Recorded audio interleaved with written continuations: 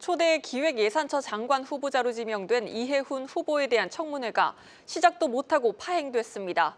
여야는 이 후보자를 둘러싼 수십 가지 의혹에 자료 제출 부실 공방만 펼쳤습니다. 국회에 나가 있는 취재기자 연결해 자세히 들어보겠습니다. 정재훈 기자, 이해훈 후보 인사청문회가 후보자도 없이 진행됐다고요?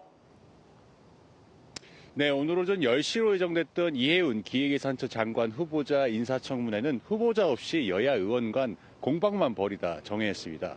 이후 오후 여야 간 사협의를 통해 청문회 재개를 결정짓기로 했지만 아직까지 속행 여부가 확정되지 않았습니다. 이 기획재정부에서 18년 만에 분리돼 올해 새로 출범한 기획예산처는 중장기 국가전략과 예산 기능을 담당합니다. 이재명 대통령은 초대 장관 후보자로 보수 3선 국회의원 출신 이해훈 후보자를 파격 발탁했습니다. 그러나 후보자 지명 이후 보좌관 폭언, 자녀 아파트 부정 청약, 영종도 부동산 투기 등 각종 의혹이 불거졌는데요.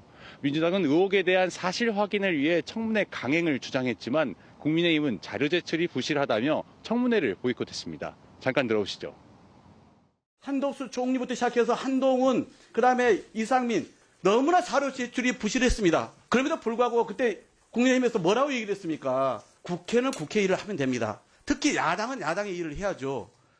오늘 자료 제출과 관련해서 인사청문회 처음부터 전제가 무너졌습니다. 여당에서 반드시 자료를 제출하겠다고 약속을 해서 오늘 청문회를 열기로 한 겁니다. 근데 약속했던 15일 오후 5시까지 제출된 답변은 전체 15%에 불과했습니다. 네, 이 후보자는 청문회 참석을 위해 현재 국회에서 대기하고 있습니다. 대기 중 취재진과 만난 이 후보자는 야당의 사퇴 요구에 대해 국민 앞에 설명드리겠다. 야당이 요구한 자료도 75%가량 제출됐다고 밝혔습니다. 네, 이 후보자 청문회 재개 여부 계속해서 파악해 주시고요. 또 코스피가 정부가 목표한 5,000선까지 단 100포인트도 남겨두지 않고 있습니다. 상승에 힘을 실어줄 3차 상법 개정안, 이번 주 국회에서 심사가 시작될 예정인데 이런 분위기에서 제대로 진행될 수 있습니까? 네, 오늘 22일 국회 법제사법위원회 소위에서는 3차 상법 개정안을 상정해 심사할 계획입니다. 이 3차 상법 개정안은 기업이 보유한 자기주식, 즉 자사주를 일정 기간 안에 소각하는 의무를 부여하는 게 핵심인데요.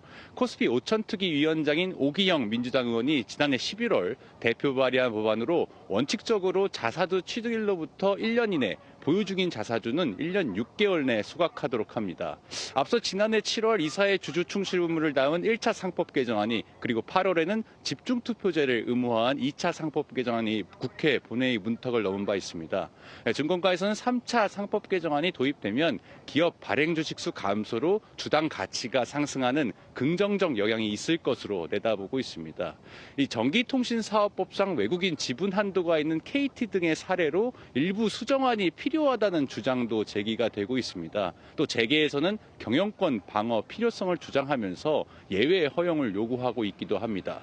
그러나 민주당은 3월 주주총회 시즌 내까지 법안 처리 목표로 하면서 원안대로 처리하겠다는 의지를 현재 보이고 있습니다. 지금까지 국회에서 한국경제TV 정재홍입니다.